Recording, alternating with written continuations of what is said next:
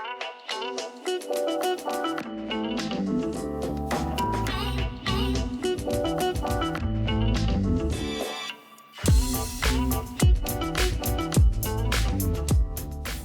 guys, welcome back to our channel. We hope that everyone's having a great holiday season, and today we're actually making a few recipes which are suited to this time of year because we know that many of you are attending parties or entertaining at home. So what we're showing you today is 3 dip recipes, or actually 2 dips and 1 pate recipe. So our first recipe is a basil and cashew dip. So this is a really yummy and fresh dip that kind of doubles as a pesto as well. And then our second dip is a paleo pumpkin hummus. So this is a great alternative if you're giving up the legumes or you want something that's legume free and kind of resembles a hummus.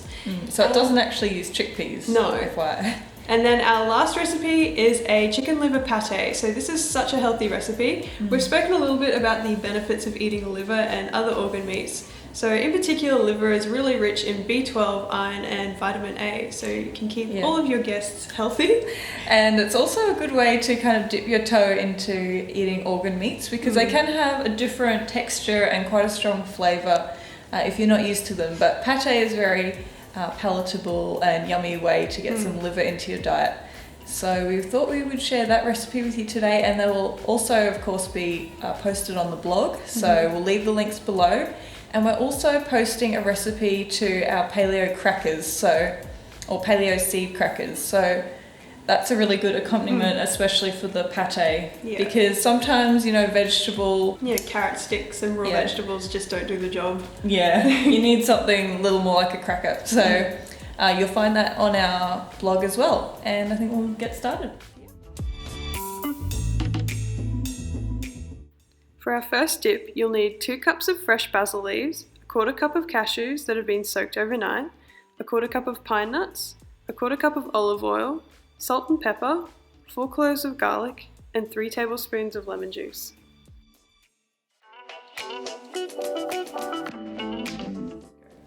Okay, so we're going to start with our basil and cashew dip.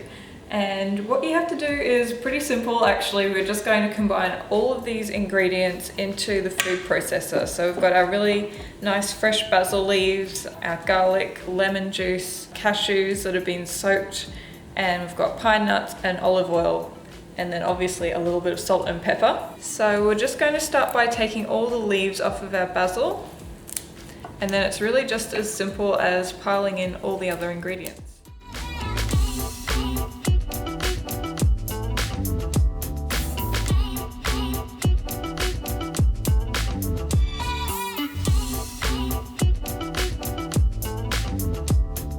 So we just want to pulse this really quickly so that we don't over-process and make the dip too smooth, because we like to have a little bit of chunkiness to it.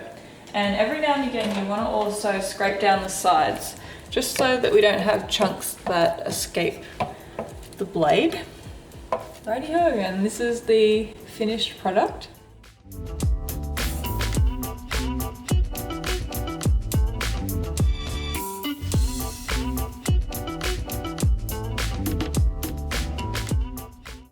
For this next recipe, you'll need 500 grams of Jap pumpkin, a 1/2 cup of cashews that have been soaked overnight, 2 cloves of garlic, 3 tablespoons of lemon juice, a 1/4 cup of tahini, 2 teaspoons of paprika, 1 tablespoon of ground cumin, a teaspoon of salt and some pepper, 1 teaspoon of coconut oil, and 3 tablespoons of olive oil.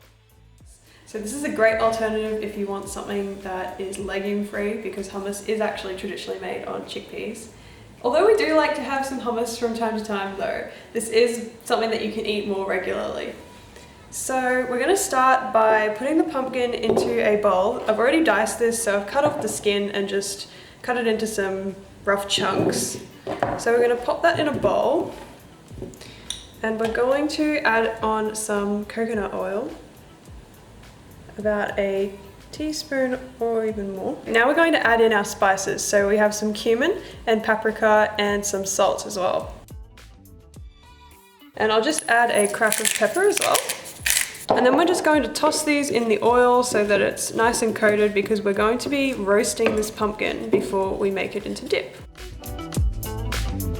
So now we're just going to pop this onto a lined baking tray and we're going to cook these in the oven. Just get all of your spices in there. I'm going to turn our oven onto 180 degrees fan forced. So we're just going to pop this into the oven. So they might take about 30 minutes, or you can pull them out when they start looking nice and golden.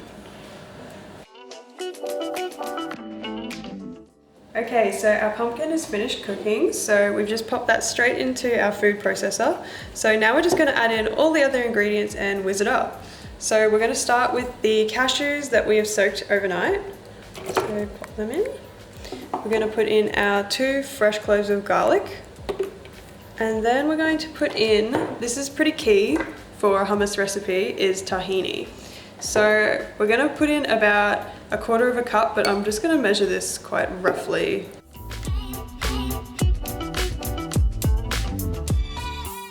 Then we're going to put in a squeeze of lemon juice, cracked pepper, and about 3 tablespoons worth of olive oil. So we like to use extra virgin olive oil. Also making sure that your olive oil hasn't been on the shelf for too long, because we know that the longer it's been sitting there, the more likely it has been oxidized. So we're just going to put in a swig of olive oil, so about 3 tablespoons worth.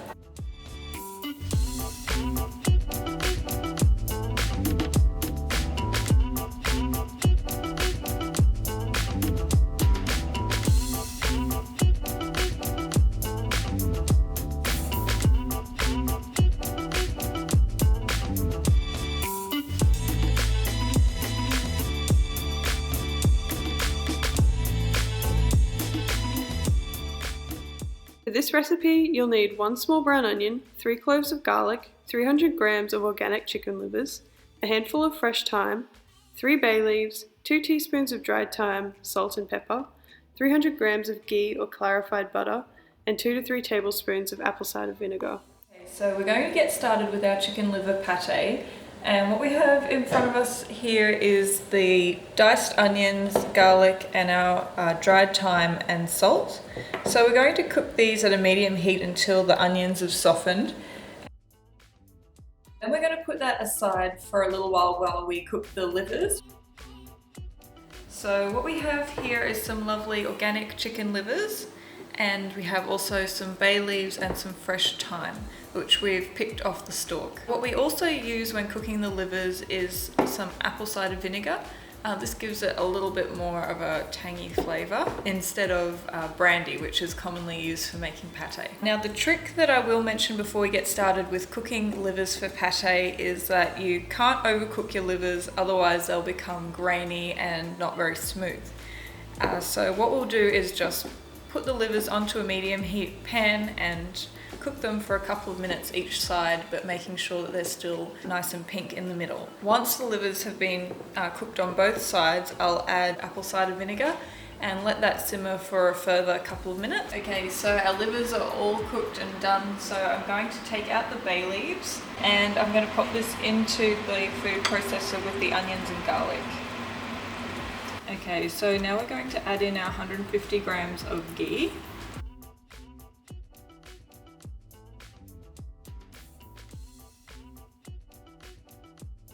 Okay, and so now it's just as simple as pouring into your mold. Okay, and if you want to make a little layer of ghee at the top of your pate, all we have to do is first of all melt 150 grams of ghee over a low heat. So we're going to decorate the pate by first sprinkling some herbs over the top. So these are just little fresh thyme leaves, but it also looks really nice with some sage leaves. So now you want to really gently spoon the ghee over the pate, and you've got to be careful because you can make some little holes in the pate if you're too forceful.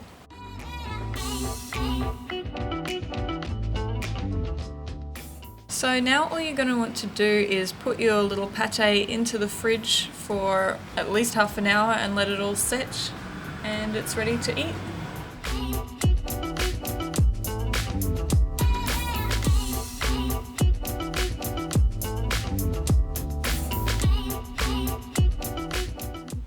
It was really nice and garlicky. No, I really love this one because it actually tastes a lot like hummus.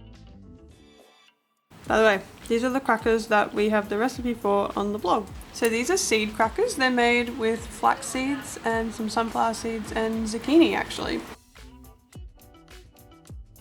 So we're going to sign off here, but we hope that everyone has a great holiday, and if you try any of these recipes, any of the dips or the liver pate, we hope that you really enjoy it. And if you enjoyed this video, please leave it a thumbs up as always, and if you want to see more healthy paleo gluten-free recipes, then please subscribe to this channel. Other than that, we'll see you in our next video. Bye! Today we're going to be talking about the root causes of food cravings. Many of the foods that people really struggle to give up is wheat and dairy products. If taking away a food makes you feel angry or really sad or like some great distress, it's likely that you're actually addicted to that food.